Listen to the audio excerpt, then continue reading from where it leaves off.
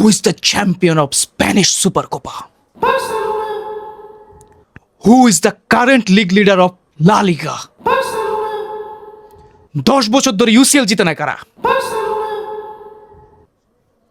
আমার এতটুকু দেখার পর মানে এই সেগমেন্টটা দেখার পর যেসব ফ্যানরা এসে গালিগালাজ করার ট্রাই করবেন, আজকে আমিও গালিগালাজ করবো। আজকে আমি গালিগালাজ করবো, কারণ আজকে আমি রিয়াল মাদ্রিদের ট্রল করতে আসি নাই। আমি আসছি আমাদের উইন সেলিব্রেট করতে, আমাদের নিয়ে থাকতে। সো আপনি যদি গালিগালাজ করেন, আজকে আমিও করব। আজকে কোনো কিছু নাই, ধরুন কোনো ফিল্টার না। আজকে মাইর হবে, আজকে মাইর হবে, কারণ বার্সেলোনা জিতে গেছে another El Clasico final. Not just only El Clasico final. Barcelona গতকাল রাতে স্প্যানিশ সুপার কোপার ফাইনালে রিয়াল মাদ্রিদকে 3-2 গোলে হারায় দিছে। এবং একটা যদি নিউট্রাল ফুটবল ফ্যান এই গেমটা দেখে, পয়সা উসুল, লিটারালি পয়সা উসুল ম্যাচ। আমার যদি এই খেলা টাকা দিয়ে দেখা লাগতো, I would love to watch that. আমার পয়সা উসুল হয়ে যেত ভাই, যদিও ফ্রিতে দেখছি, বাট আমার পয়সা উসুল হয়ে যেত ভাই। What a match, specially what a first half. আমি আজকে আমার মনে অনেক কথাবার্তা আছে, আমি আপনাদের সাথে অনেক কথা বলতে আসছি, বাট আমি জানি আমি অনেক কিছু ভুলে যাবো, যেটা আমি প্রতিদিন করি। আমার মাথায় অনেক কিছু ঘুরতেছে, দেখি কতটুকু ডেলিভার করতে পারে। আজকে আমি সবকিছু নিয়ে কথা বলবো, যে খেলাটা কেমন হয়েছে, রিয়াল মাদ্রিদের কোন প্লেয়ার ভালো খেলছে, আমাদের কোন জায়গায় সমস্যা ছিল, অ্যান্ড রেফরি কি করছে। রেফরিকে নিয়ে কথা বলবো। একে শুরু করি ভাই। সবার আগে আমার স্যার ডাকবেন, কমেন্টে লেখেন স্যার, কালকে আমি প্রেডিক্ট করছিলাম খেলা হবে 3-2 বার্সেলোনা জিতে গেছে। আমি 2 দলের লাইন আপ প্রেডিক্ট করছিলাম, 2 দলের 100% লাইন আপ মিলে গেছে। যদিও শুরুতে এসে নাটকীয়তা শুরু হয়ে গেছিল, যে একটা লাইন আপ যখন আমরা দেখছি, তখন আচমকা অফিসিয়াল নিউজ আসে যে না, লাইন আপে চেঞ্জ আছে, আর্দা গুলান নয় বরং গনজালো গার্সিয়া স্টার্ট করবে। এবং আমার তখন খুব খুশি লাগতেছিল যে অবশেষে আমার 100% লাইন আপ মিলে গেছে, এবং I was super happy. But নাটক তখন থেকে শুরু হয়েছে, ফার্স্ট হাফের লাস্ট পর্যন্ত ফুল অন ড্রামাবাজি চলছে ভাই, ফুল অন ড্রামাবাজি। এরকম একটা এল ক্লাসিকো দেখার জন্য আমি রাতে 4টা পর্যন্ত জাগি ভাই। আমার কোনো রিগ্রেট না, আমি মাত্র আজকে 3 ঘন্টা ঘুমাইছি। 4টা বাজে আমি ঘুমাইছি, 6:30 বা 7টার আগে দিয়ে আমি ঘুম থেকে উঠে গেছি ভাই। আমার কোনো রিগ্রেট না এই খেলা দেখে, জিতছি এই কারণে না।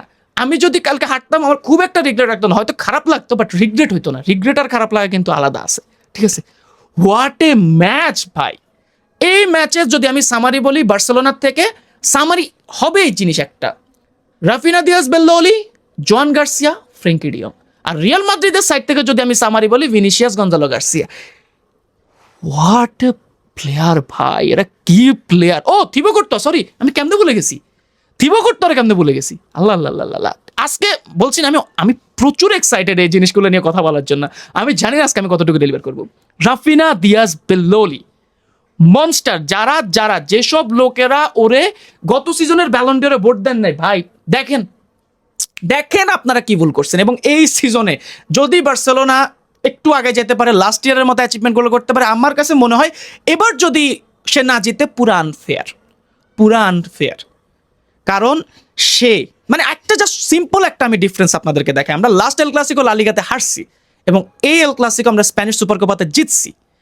এই যে আমরা হারা জিতার মাঝখানে একটা ছোট্ট ডিফারেন্স আছে। সেই ডিফারেন্সটা হচ্ছে কি জানেন? রাফিনা দিয়াস বেল্লোলি অ্যান্ড জোয়ান গার্সিয়া।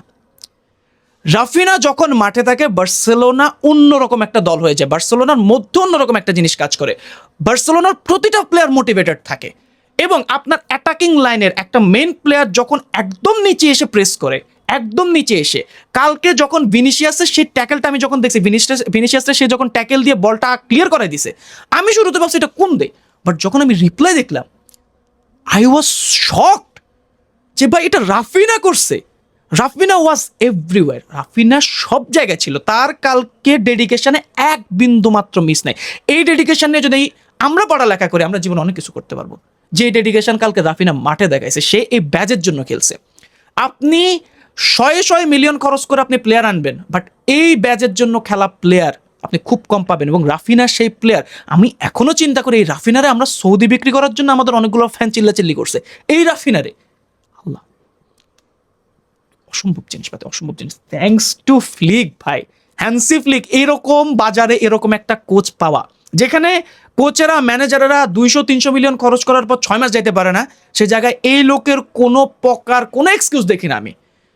18 মাসে 4টা শিরোপা, 4টা ট্রফি, এটা চারটিখানি কথা না ভাই, এটা চারটিখানি কথা না।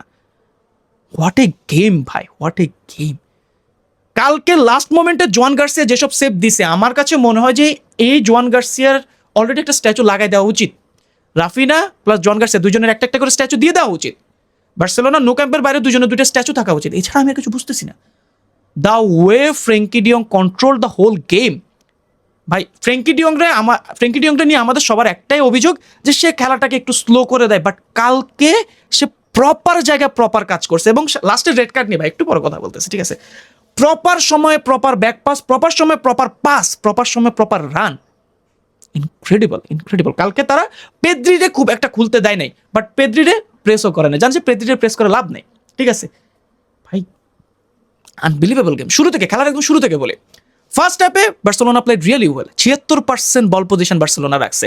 আপনি চিন্তা করেন যে রিয়াল মাদ্রিদের মতো টিম, যা তারা বার্সেলোনার এগেনস্টে মাত্র 24% বল পজিশন নিয়ে ফার্স্ট হাফ শেষ করছে। এবং এটা ক্লিয়ার ছিল, শুরু থেকেই বোঝা যাচ্ছিল যে শাভি Alonso came with a plan. শাভি আলোনসোর প্ল্যান এরকমই ছিল যে যেহেতু বার্সেলোনা অনেক হাইল্যান্ড ডিফেন্স খেলে, সো এদেরকে বিট করার জন্য আমাদের একটাই অস্ত্র, সেটা হচ্ছে ভিনিসিয়াস। ভিনিসিয়াস যে রানগুলো নিবে সেগুলো দিয়ে আমরা গোল করতে পারবো, এবং সে সাকসেসফুল ছিল। যদিও এটা রিয়াল মাদ্রিদ সুলভ গেম না, বাট এল ক্লাসিকোতে আপনি জিতার জন্য সব করবেন। যদিও ম্যাচ শেষে সে বলছে যে এটা সেরকম একটা ট্রফি না, এটা আমাদের কাছে সেরকম একটা গুরুত্বপূর্ণ না, বাট আপনার খেলা দেখে বোঝা গেছে। এবং এখন কিন্তু আপনার চাকরির ইকুয়েশন সেটা বাদ, সেটা আমার চিন্তা করার বিষয় না। But Real Madrid came with a plan, এবং তারা সে প্ল্যানটা প্রপারলি এক্সিকিউট করছে। কারণ গত 15-16 ম্যাচে গোল অ্যাসিস্ট না পাওয়া একটা লোক কালকে যেরকমভাবে ডেলিভার করছে, Vinicius, what a player he is. দেখেন, আমি পার্সোনালি ভিনিসিয়াসকে খুব একটা পছন্দ করি না, এটা আমি ওপেনলি বলি। বাট কালকে সে যেভাবে খেলছে, আই হ্যাভ টু অ্যাডমিট, আমারে অ্যাডমিট করতে হবে যে সে কালকে দারুণ খেলছে। তার যে গোলটা হয়েছে, ইট ওয়াজ আনবিলিভেবল। কুন্দের মধ্যে সাদুদ্দিনের আত্মা ঢুকছে, নাহলে এই গোল কেমন হয়েছে? বার্সেলোনা শুরুতে রাফিনা যে গোলটা দিয়েছে তার 1 মিনিট আগে সে একটা ওপেন গোল মিস করছে। আমি মাত্র স্ট্যাটাসটা লিখবো, এর মাঝখানে এই গোল। ভাই এটাই হচ্ছে মেন্টালিটি। একটা নর্মাল প্লেয়ার যে সে যখন একটা চান্স মিস করে তার মেন্টালি হয়ে যায় যে সে একটু চাপে পড়ে যায়, বাট রাফিনার ক্ষেত্রে সেটা হয় নাই। থিবো কুর্তোর মতো গোলকিপার এসে বিট করে বার্সেলোনার লিড নিয়ে আসে। বাট এরপরে এক্সট্রা টাইমে 45 মিনিট প্লাস 3 মিনিট দেয়, যেখানে 45 মিনিট প্লাস 2 মিনিটের মাথায় ভিনিসিয়াস সে অসাধারণ গোলটা আসছে। এবং আমার আমি যদি নিউট্রাল ওয়েতে যদি আমি বলি, অ্যামেজিং গোল। এরপর তো লাস্টের যে 3 মিনিট এক্সট্রা টাইম দিয়েছে, যদি 3 মিনিট না অনেক মিনিট হয়ে গেছে, বাট এই টাইমটাতে যে মশলা দিছে খেলার মধ্যে, ওই যে 10 সেকেন্ড, আমার অনেকেই বলতে আমার মেসেজ করছে মানুষ যে 10 second back to back Real Madrid ফ্যানরা আগে আমার মেসেজ দিচ্ছিল, যদি গালিগালাজ করেন, এটা আমার কাছে খুব ভালো লাগছে, ঠিক আছে? 10 second back to back, literally একজন গোল দিচ্ছে, তারপর লেভানডস্কি গোল দিয়ে দিছে। লেভানডস্কি গোল দেওয়ার পর রদ্রিগোর কর্নার কিক নিয়েছে, সেখান থেকে গঞ্জালো গার্সিয়া গোল দিয়ে দিছে। ভাই ফার্স্ট হাফের শেষে কেউ বলতে পারবে না যে কোন দল আগায় আছে। পজিশনের দিক দিয়ে বার্সেলোনা আগানো, বার্সেলোনা বল কন্ট্রোলের দিক দিয়ে বার্সেলোনা আগানো, বাট শট দুই দলের সেম। যখন আপনি এরকম ডিফেন্সিভ খেলার পর আপনার এরকম শট থাকবে, তখন তো আসলে বলাই যায় যে খেলাটা শেয়ানে হয়েছে। এবং সেকেন্ড হাফের শুরুতেই খেলাটা একটু আমাদের দিকে যাচ্ছিল, কারণ রিয়াল মাদ্রিদ তখন প্যানিক করা স্টার্ট করছিল, যার কারণে প্রচুর ফাউল আসতেছিল। এবং এই জায়গাটাতে এবারে একটু রেফারি নিয়ে কথা বলি, তারপরে খেলার বাকিটা নিয়ে কথা বলবো। দেখেন, আমি সাধারণত রেফারি নিয়ে খুব একটা অভিযোগ করি না, এবং এটা আপনারা যারা আমাকে আগে থেকে চিনেন তারা জানেন যে আমার কাছে ফালতু কথা লাগে যে রিয়াল মাদ্রিদ রেফারি কিনছে, বার্সেলোনা রেফারি কিনছে। বাট কালকের ম্যাচে রেফারিংটা আসলে সত্যিকারের অর্থে ভালো হয় নাই। আমার কথা হইলো, আপনি যখন একটা জিনিসকে রেড কার্ড দিচ্ছেন, তাহলে এর আগে similar type of, not fully similar, but অনেকটা কাইন্ড অফে আপনি একটা ইয়েলো কার্ড দিয়ে ছেড়ে দিয়েছেন। আমার ক্যারেরাসের তো শুরুতে ইয়েলো কার্ডই দেয় হয়নি। লামিন ইয়ামালকে যখন সে পায়ের উপর পা দিছে, তখন আমি ভাবছিলাম যে একটা ইয়েলো আসবে। এবং তখনকার সময়, খেলার তখন 24-25 মিনিট বা এরকম কিছু একটা সময়, তখনকার সময় যদি ক্যারেরাস সেই ইয়েলো কার্ডটা খাইতো, তখন সে ভয়ে থাকতো, যেটা সে পুরো গেমে ছিল না। সে লাস্টে দিয়ে একটা হলুদ কার্ড খাইছে, বাট সেটা আমি বাদ দিলাম। বাট শুরু থেকে সে এরকম ফিয়ারলেসলি খেলতে পারতো না, যার কারণে লামিন ইয়ামাল আরো বেশি ভালো খেলতে পারতো। সো এই জায়গাটাতে আমার কাছে এই একটা জিনিসে মনে হয়েছে যে এই ইয়েলো কার্ডটা তো বার্সেলোনা ডিজার্ভ করে, যে ক্যারেরাস এটা পাওয়া উচিত। ক্যারেরাস এটা পাইলে তখন আমাদের খেলাটা আরো ডিফারেন্ট হয়ে যেত। লামিন ইয়ামাল রেফারির আরেকটু কথাবার্তা বলি। এরপর রাউল অ্যাসেন্সিওর এরকম একটা শট পেদ্রিরে সে ডিরেক্ট দিছে, তখন হয়তো একটা ইয়েলো দিছে। বাট যদি ফ্র্যাঙ্কিটা রেড হয়, তাহলে এটা কেন নয়? এরপর ভালভার্দে রাফিনারে ধাক্কা দিয়ে দিয়েছে। আমি ভালভার্দেকে অনেক পছন্দ করি, যারা আমাকে চিনেন তারা জানেন যে আমি ভালভার্দেকে অনেক পছন্দ করি, বাট যখন সে রাফিনাকে ধাক্কা দিছে ভাই আমার কাছে মনে হচ্ছিল যে আমি এখন ওর কাছে যাই, ওরা ধরি আমি। এই যে অনেক ফ্যান বলে না যে বার্সেলোনা ফ্যানরা রাফিনাকে পছন্দ করে না, ভাই কালকে আমার যতগুলো ফ্রেন্ড ছিল সবাই লিটারালি গালিগালাজ করতেছিল ভালভার্দেকে, অবশ্যই সেটা আমাদের প্রাইভেট চ্যাটে, যে এটা কেন করছে, সে রাফিনার গায়ে কেন হাত দিছে। আমার কাছে মনে হয় যে অন্য কোনো প্লেয়ারের গায়ে হাত দিলে আমরা এরকমভাবে রিয়েক্ট করতাম না যতটা আমরা রাফিনাকে দেখে আমরা রিয়েক্টটা করছি। সো আমরা অতটাই ভালোবাসি এই প্লেয়ারটাকে যতটা সে আমাদের ক্লাবকে ভালোবাসে। এরপর আর যাই হোক গেল, বার্সেলোনা লাস্ট পর্যন্ত এসে যখন রোনাল্ডো মাঠে নামছে তখন একটা ফানি চেঞ্জ করছে যে আমরা ভয় পাচ্ছিলাম যে ভাই ও আসতেছে মাঠে। নো হেড টু রোনাল্ডো, আমরা ওকে খুব পছন্দ করি, বাট আছে একটু আমাদেরও ট্রমা আছে, ওরে দেখা মাত্র আমাদের সেই ট্রমাটা আসে, এবং সেই জন্যই আমরা মেনলি এই জিনিসটা আমাদের মধ্যে হয়েছে। বাট লাস্ট পর্যন্ত বার্সা ডিফেন্ড করে, ও এর মধ্যে আবার রাফিনার গোলটাও তো আসে, আমি ওইটা কেমনে ভুলে গেছি ভাই। রাফিনা অ্যাগেন একটা ব্যাঙ্গার শট দিছে ভাই, ব্যাঙ্গার শট দিছে যেটা একটু ডিফ্লেক্ট হয়ে তারপরে গোলটা হয়েছে। বাট থিবো কোর্তোয়া ভাই যখনই রিয়াল মাদ্রিদের কাছে বল যাচ্ছিল থিবো কোর্তোয়া ওয়াজ অ্যামেজিং, সে নিশ্চিত গোল বাঁচাই দিছে ভাই, নিশ্চিত গোল বাঁচাই দিছে। সেম গোস ফর আমাদের জোয়ান গার্সিয়া ভাই, কত বছর পর এরকম একটা গোলকিপার পাইছি যে আমাদেরকে ভরসা দিছে। কালকে ও যদি লিটারালি রদ্রিগোর কয়েকটা শট যদি সেভ না দিত আমরা শেষ হয়ে যেতাম ভাই, আমাদের অস্তিত্ব পাওয়া যেত না। এবং লাস্টের দিকে এসে যেভাবে সে খেলছে, লাস্ট মিনিটে সে যেভাবে সেভ দিছে, অ্যামেজিং, পেশেন্স ধরে রাখছে, 2টা গোল খাইছে। আমার কাছে মনে হয় যে খুব একটা তার সেখানে দোষ ছিল। এবার আসেন, এই ম্যাচ নিয়ে অনেক কথাবার্তা বললাম, এবার আসি আমাদের কিছু সিরিয়াস প্রবলেম যেটা আমার বার্সেলোনা ভাই ব্রাদারদের শোনা উচিত।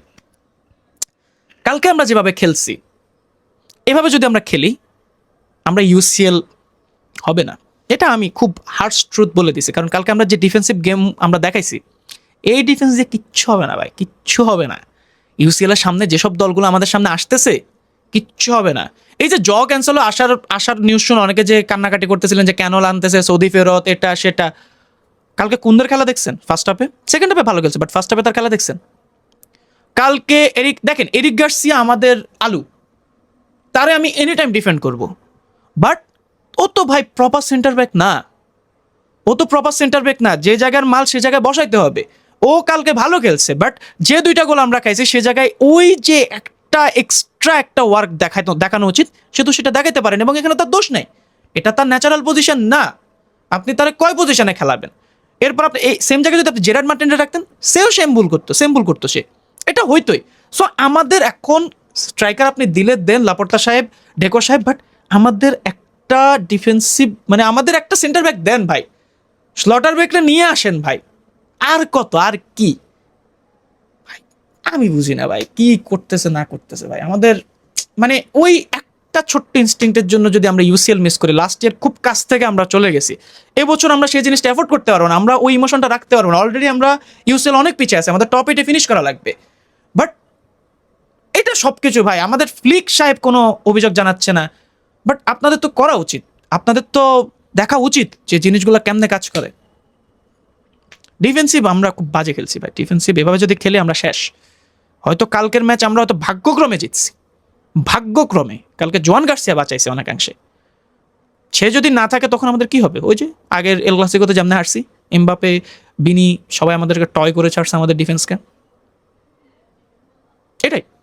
বাট আপাতত উইন সেলিব্রেট করি ভাই, আমরা সিজনের প্রথম ট্রফি পেয়ে গেছি ভাই, সেরা।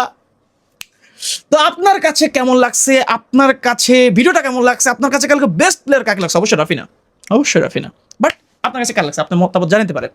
এবং আমি দেখবো এখন কার প্রেডিকশন মিলছে, গতকালকে দিয়েছে, এবং যদি কারো প্রেডিকশন মিলে থাকে তারটা অবশ্যই স্টোরি দেওয়া হবে। সো পরবর্তী ভিডিও পর্যন্ত সবাই ভালো থাকবেন, সুস্থ থাকবেন, সবাইকে আসসালামু আলাইকুম।